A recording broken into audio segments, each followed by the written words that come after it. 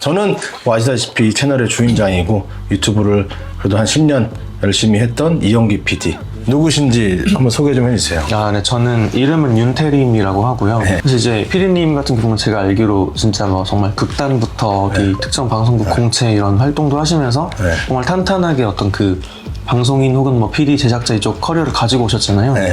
저는 그냥 방송 뭐 매체 이쪽보다는 유튜브에 좀 매력을 느껴서 유튜브 컨텐츠 같은 거 많이 기획하고 뭐 제작도 하고 편집도 하고 그런 유튜브 제작사 유튜디오라고 하는데요. 그걸 운영하고 있는 윤태림 PD라고 합니다. 그러니까 제가 하지 못했던 경험을 엄청 많이 했어요. 저는 외주 제작 혹은 다른 어떤 크리에이터의 유튜브를 대신 제작해주는 업은 거의 안 해봤어요. 사실 연예인이나 누구하고 우리가 같이 우리 거 지분 반반 같이 열심히 하자 내 거 이렇게 해서 많이 했고, 여기는 진짜 뭐 전문직부터 뭐 스타 분들의 유튜브를 많이 제작해 주셨죠.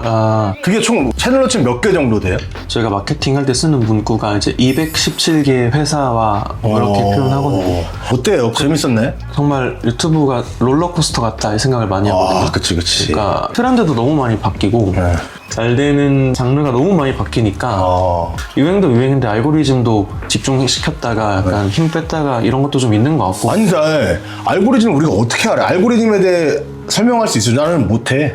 다 추측난무한 거 아니에요? 네, 저도 그냥 사후 해석 밖에 못하는 것 같아요. 현재 제 능력으로는. 그렇죠.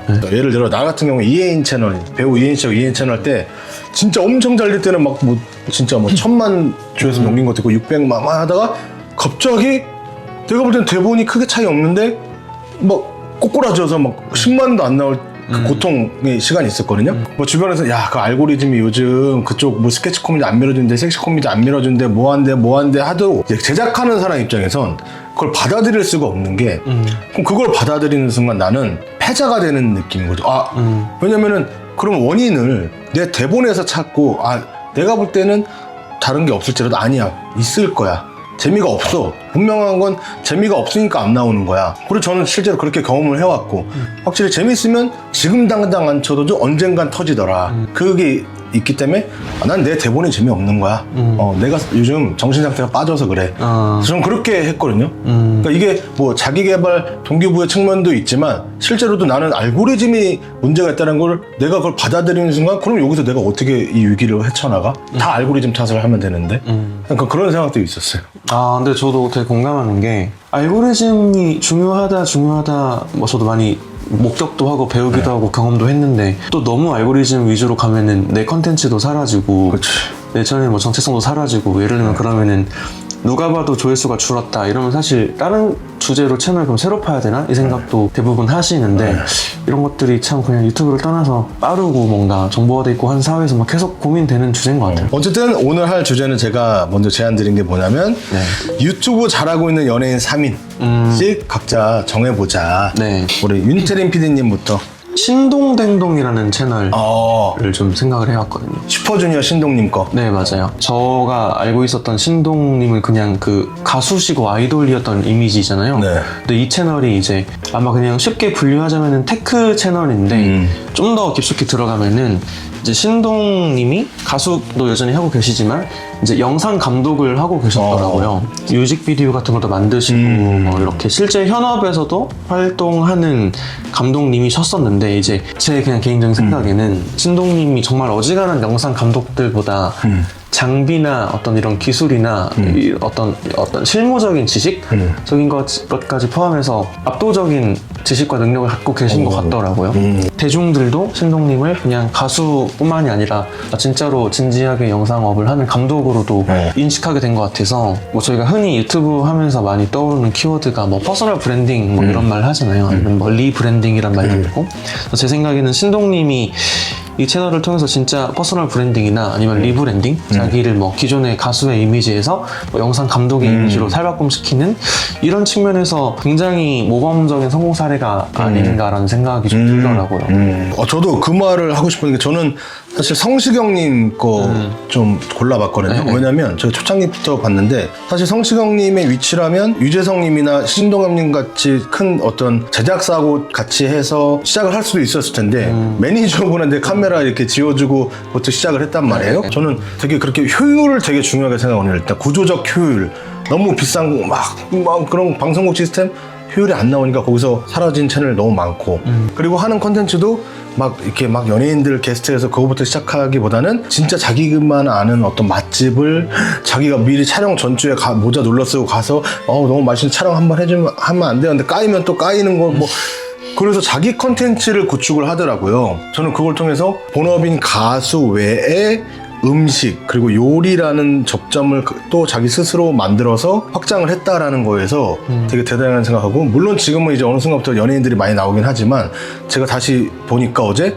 그래도 채널의 핵심적인 두 기능은 먹을 텐데와 요리더라고요. 그리고 또 대단한 게 부를 텐데라고 또 자기 노래하고 있는데 그거를 꾸준히 하셔서 이제는 음악 그 부를 텐데도 하나의 어떤 컨텐츠로 자리를 잡았더라고요. 사실 연예인이나 전문직은 어떻게 보면 자동 브랜딩이 좀 된다고 볼 수 있잖아요. 앨범이 잘 되고 노래가 잘 부르고 방송에 많이 나오면 자동 브랜딩이 되고 그게 연예인의 어떤 특성인데 성시경님은 유튜브를 통해서 가수 외에 또 다른 자기가 돈을 벌 수 있고 섭외될 수 있는 그 접점을 만들어 놓고 확장시켰다라는 게 대단해 보인다. 성시경님이 원래 이미지가 약간 여자들만 좋아하는 연예인 같은 이미지가 있었잖아요. 그치. 근데 저도 제가 작년인가 재작년에 처음으로 성시경 콘서트를 갔어요. 12월 31일 날. 네. 그거에 저도 유튜브가 진짜 크게 작용했거든요. 맞아. 그래가지고 이 형이 이렇게 말을 약간 소위 그 남자들이 되게 좋아할 만한 이런 화법이나 소재 같은 것도 이렇게 통달에 있으시고 약간 리브랜딩 식으로 유튜브에서 보여주셔서 되게 좋은 사례다라는 생각도 들어가지고 또 그 다음 분 UV방 UV방 네. 이건 어쨌든 뮤지랑 유세윤이라는 분들이 하는 채널이잖아요. UV방에서 추구하는 그 개그 색깔이 유세윤님이 가장 좋아하는 제 개그 색깔이지 않을까라는 생각을 지금 하거든요.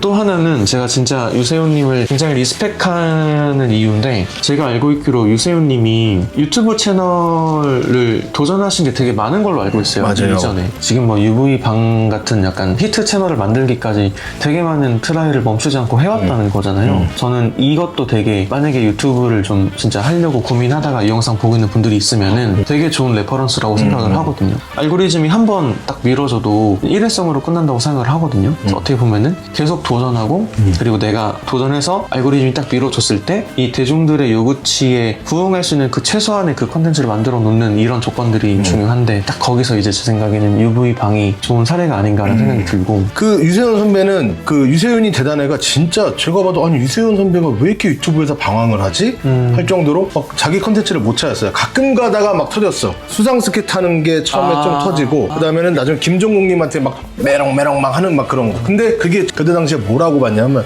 이건 유튜브용이 아니라 쇼츠 지금에서야 쇼츠 릴스용으로 또 핸드폰 찍었어요. 근데 그때는 쇼츠가 활성화된 시대가 아니에요. 어떻게 보면 쇼츠를 먼저 선점하신 분이에요. 그러니까 컨텐츠에 대한 욕심은 되게 많았어. 근데 유튜브에서 유독 자리를 못 잡으셨는데 UV라는 컨셉을 가져가서 뮤지라는 분의 그 똘끼와 그게 묻어나니까 확 그 컨텐츠가 터지더라고요. 일단 너무 재미있고. 근데 그게 왜 그러냐면 유세윤 선배는 원래 페이크 다큐에 강한 사람이에요. 그쵸. 물론 무대에서 막 개코 원숭이하고 이런 것도 너무 잘하는 사람이지만 원래 옛날에 유세윤 선배가 엠넷 이런 데서 페이크 다큐로 되게 재밌었던 그런 게 되게 많았어. 근데 이게 또 대단한 게 뭐냐면 원래 개그맨들이 보통 신인 개그맨들이 한때 몰카 되게 많이 했잖아요. 그래서 몰카로 이제 개그맨 유튜브들이 확 뜬 게 되게 많죠. 근데 사실 그 컨텐츠의 아쉬운 점은 대부분이 주작인데 카페에 앉아있는 여자분들 다 섭외한 건데 그걸 주작이라고 말할 수 없는 컨텐츠예요. 왜냐면 그건 주작으로 말할 수 없잖아요. 진짜 외국 몰래카메라처럼 진짜인 것처럼 막 터지는 그 느낌이 사람들이 웃긴 건데 이걸 주작이라고 말할 수가 없잖아요. 근데 유세윤님의 선배의 페이크 다큐는 주작인 거 알면서 보는데 재밌잖아요. 정직하잖아요. 거기서 또 저는 몰카로 풀지 않고 아예 이건 주작이야. 주작 맞아. 근데 주작인 대로 재밌어. 봐봐. 우리가 웃음을 참고 어디까지 가는지를 이렇게 해놨다는 게 또 대단한 것 같아. 유세윤님의 어떤 그런 개그적 행보에 관심을 가질 수밖에 없었던 게 사실 페이크 다큐를 제가 좋아하기 때문이기도 하거든요. 아까 말씀하신 유세윤님이 그 엠넷 같은 데서 페이크 다큐 많이 하셨었잖아요. 근데 그 아마 PD님이 제가 알고 있기로는 뭐 방송의 적이나 음악의 신이나 다 하신 PD님인 걸로 알고 있거든요. 제 그냥 머릿속에서는 그 음악의 신 시즌2를 끝으로 우리나라에서 약간 딱히 페이크 다큐 컨텐츠가 딱히 없었단 말이에요. 그래서 되게 아쉬워했었거든요. 근데 이제 그거를 지금 약간 저는 UV방에서 계보를 이어가고 있지 맞아, 않나라고 맞아. 생각을 해서 맞아. 또 약간 말씀하시는 거 듣다가 유튜브 도전하는 분들한테 되게 도움될 수 있겠다는 포인트를 방금 제가 딱 떠올린 게 성시경 님도 그 어차피 맨날 술 먹고 맨날 맛집 찾아다니고 뭐 연예인들 불러서 막 술 배틀하고 그걸 그냥 찍었을 때 어차피 재밌을 만한 시츄에이션인데 찍어서 올리면은 그럼 대박 날 확률이 높잖아요. 그래서 좀 된 게 있는 것 같고 그리고 UV 방도 UV 노래 어떤 피처링 하는 가수랑 그 디렉팅 룸에서 어차피 재밌을 수밖에 없잖아요. 그 노래 부르다 어차피 우참할 거고 카메라만 설치해놨다. 네, 아마 이상준님 채널도 맞아요. 키우셨을 거고 제가 말씀드려서 제가 소름 끼치게 제 자랑은 아니지만 어떻게 시작한 게 된 거냐면 제가 개그맨 출신이잖아요. 개그맨 할 때는 자주 만났는데 취업 주면 못 만났어. 그러다 취업하자마자 바로 연락해서 다시 또 놀기 시작했지. 주말마다 여자 만나고. 근데 내가 볼 때 나하고 개그 코드가 너무 똑같은데 나보다 10배 웃긴 거야. 근데 이게 너무 웃겨. 그래서 내가 그럼 이거 유튜브라는 게 있는데 내가 그냥 카메라 들고 와서 찍을 테니까 그냥 올려보면 어때냐. 방송 나가면 안 되는 거는 좀 내가 잘리겠대서 네 알아서 해봐 해서 시작한 거예요. 나도 얘기하다 보면 나도 그렇게 시작했었구나. 그렇게 시작해보는 것도 저는 되게 나쁘지 않은 것 같아요. 그러니까 여기서 중요한 PD의 자격 요건이 있어요. 그걸 볼 줄 아는 눈이 있어야 돼. 이 상황이 지금 재밌다. 이거 지금 카메라 저기 놓고 편집 뚝딱 하면서 자막만 살짝 넣어서 넣으면 이거 재밌다. 그걸 볼 줄 아는 눈이 있어야 되는 거야. 난 그게 그래서 PD한테 가장 중요한 덕목이 뭐냐. 나도 A급 대단한 PD 아니지만 시선. 볼 줄 아는 관점인 것 같아. 사실 편집이나 촬영은 촬영 감독이나 편집자 구하면 되고 우리가 손 기술로 승부하는 사람이 아니라 지금 저 사람의 이 동작이 누가 볼 때는 틱장애거나 이상하게 보일 수 있지만 내가 볼 때는 재미있어. 그럼 저 사람이 이 동작을 습관적으로 하는데 그럼 저 때 여기다가 뭐 수건을 쥐어줘 볼까? 뭐 오일을 쥐어줘 볼까? 하는 그 시선. 그게 나는 좀 변별력인 것 같아. 요즘 이런 어떤 방향성의 어떤 극단에 있는 사례 같은 게 전 또 팟캐스트인 것 같거든요. 하다 그냥 수다 떠는 거 좋아하는 사람들도 약간 콘텐츠로 승부할 수 있고 상품으로 포장될 수 있는 시대. 맞아. 그냥 일상과 아주 가벼운 그냥 자신의 어떤 성향이나 취미나 능력도 다 콘텐츠가 좀 될 각이 보려면 볼 수 있지 않나. 아니 난 그게 핵심인 것 같아. 내가 요즘에 컨설팅 해드리면 이게 있어야 돼요. 사람들하고 뭐에 대해서 얘기하고 싶냐, 무슨 주제에 대해서 나를 사람들하고 수다 떨고 싶냐가 있어야 그게 콘텐츠가 되고 하는 거지. 그런 세상에 내가 뭐에 대해서 이야기하고 싶은 흥미나 욕구, 주제가 없으면 저는 되게 어려운 유튜버라고 생각을 하거든요. 저는 두 번째로 강유미님. 개그우먼 강유미 선배님. 왜냐면 이분이 원래는 안영미님하고 같이 채널을 시작했어요. 유미와 영미 뭐 이런 거였어. 근데 제가 알기로 안영미님 그때 아마 YG였나? 거기 소속사에서 하지 마라라고 최종 결정이 나서 빠지게 되고 강유미님이 시작을 했으니까 이제 혼자라도 해야 되겠는 거야. 그러면서 채널 이름을 유미가 좋아서 하는 채널을 바꿨어. 진짜 대단한 게 이 강유미라는 개그우먼은 독보적인 캐릭터예요. 이런 말이 있어요. 개그맨과 코미디언의 차이 아세요? 아니요? 약간 생각해 볼게요. 개그맨은 꽁트까지 결합돼야 되는 것 같다는 그냥 편견? 비슷한데 그러니까 정답은 아니에요. 사전에 있는 말이 아니라 그냥 개그맨들 사이에서 하는 말이에요. 유명한 어떤 PD님이 좀 나름 정의하기도 했고 개그맨은 아이디어 말로 웃기는 사람들을 주로 개그맨하고 코미디언은 진짜 희극 연기를 잘하는 연기가라. 아이디어가라 연기가라 보통 이렇게 좀 구분을 하거든요. 근데 결국에는 코미디언이라고 불리는 사람들이 더 잘 될 확률이 많다. 그래서 옛날에 장동민 선배가 내가 들었던 얘기인데 개콘에서 신인 때 막 자기 재능을 발휘할 때 그 유명한 그 개그 콘서트를 만들고 코미디 빅리그를 만들고 지금 CJ ENM에 아마 상무인가 위임을 하고 계시는 김석현 PD님이라는 분이 있어요. 그분이 뭐라 그랬냐면 100년에 한 번 나올까 말까 영국 캐릭터가 드디어 또 나왔다. 맹구 영구 다음에 공백이 있었는데 장동민을 보고 나왔다 드디어 이렇게 말을 했다라는 거예요. 그 연기나 이걸 보고 그 정도로 장동민님은 신인 때부터 각광을 받았다고 저는 알고 있어요. 근데 그 강유미 님도 개그 콘서트 때 보면 딱 떠오르는 거 뭐예요? 그 분장실에 여배우들 있잖아요. 거기서 연기하는 거 막 그다음에 뭐 고고 뭐 그런 유세님하고 했던 거 보면 사랑의 자기만의 연기 색깔이 있고 연기하는 걸 되게 좋아하고 다양한 캐릭터 연기하는 걸 되게 좋아해. 그래서 혼자 채널을 하면서 거기서부터 이제 진짜 본인이 그동안 하고 싶었던 다양한 연기를 하기 시작해요. 이제 강유미 님이 옛날에 MBTI 별로 연기한 게 있어요. 제가 이제 MBTI가 INTP인데 장기훈님 그 INTP 편을 봤는데 진짜 전 거예요. 그냥 리얼한 순간에서의 저. 모든 대부분 MBTI 그 유형들이 다 완전 난데 싶을 정도로 16개를 다 연기했다는 건데 사실 그러니까 그분은 자기가 잘하는 그거를 완전히 그냥 자기 연출 능력까지 해가지고 자기만의 독자적인 색깔의 컨텐츠를 계속 구축하고 있더라고. 그래서 야 이거는 이 정도면 예술가야. 이거는 그냥 이제는 코미디언을 넘어서 그냥 예술가고, 그리고 되게 오덕스럽잖아요 사실. 주로 연기하는 게 화성인 바이러스에 나올 만한 캐릭터들을 주로 연기하거든요. 그러니까 되게 성공한 오덕?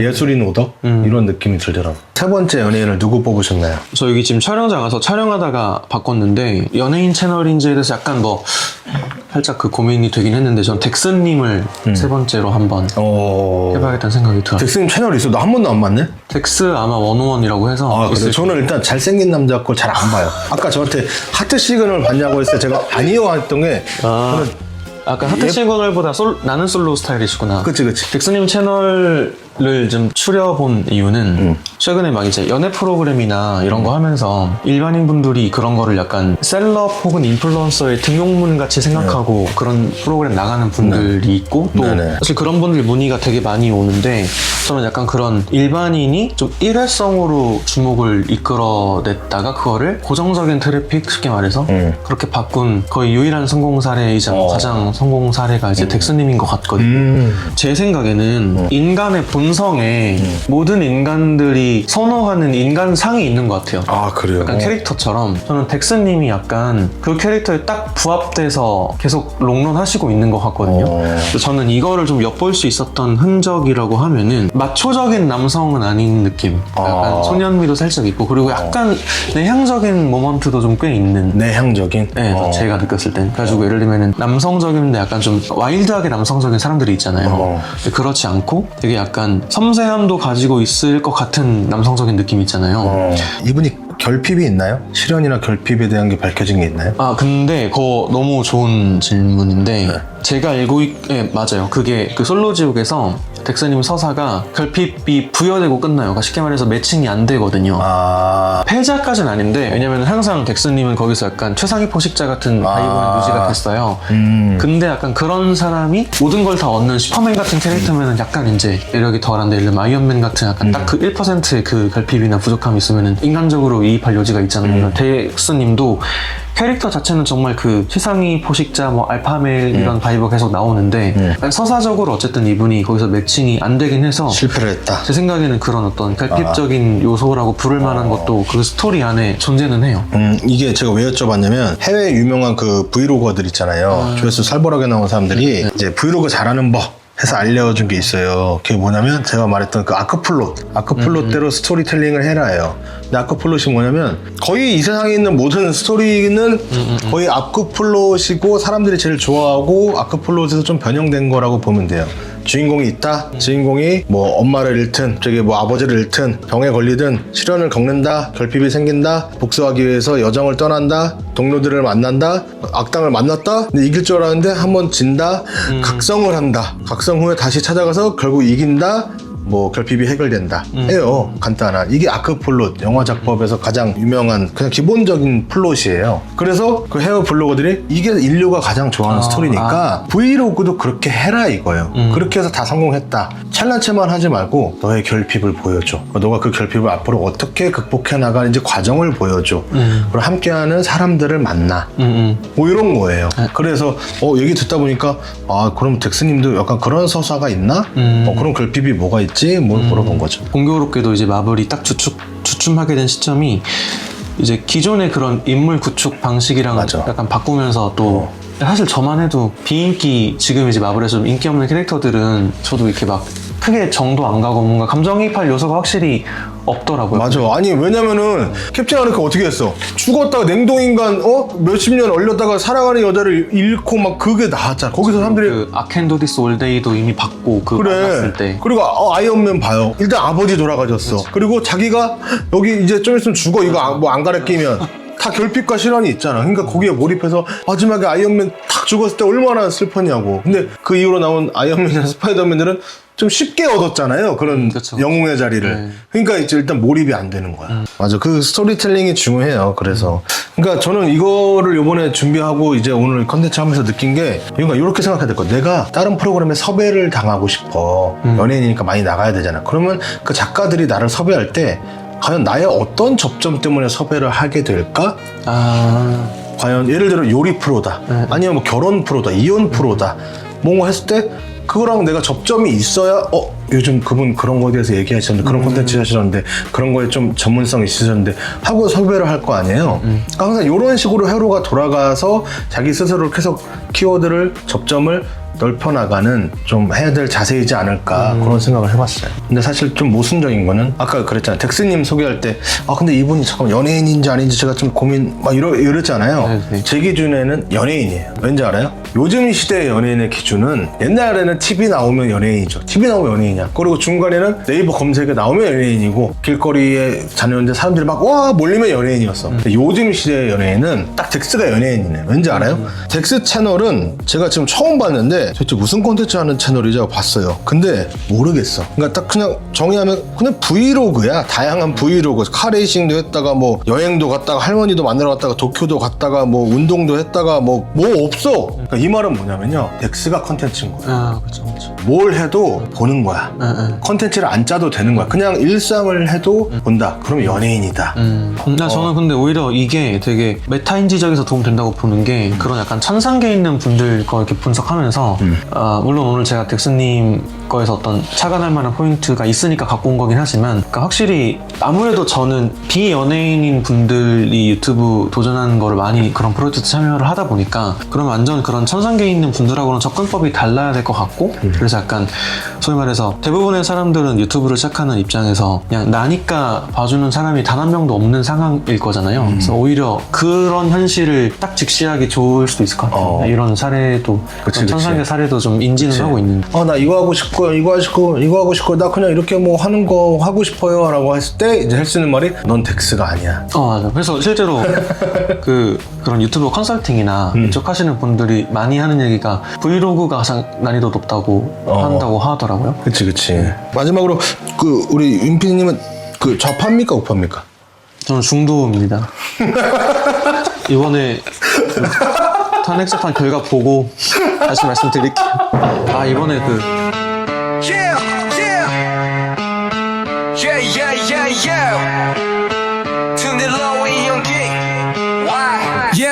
이 세상에 알려 너가 살아있다는 걸 평범하게 살게 넌 유일하고 특별한 걸 재밌게 사는 법 이제 시작해 스튜디오의 현기와 함께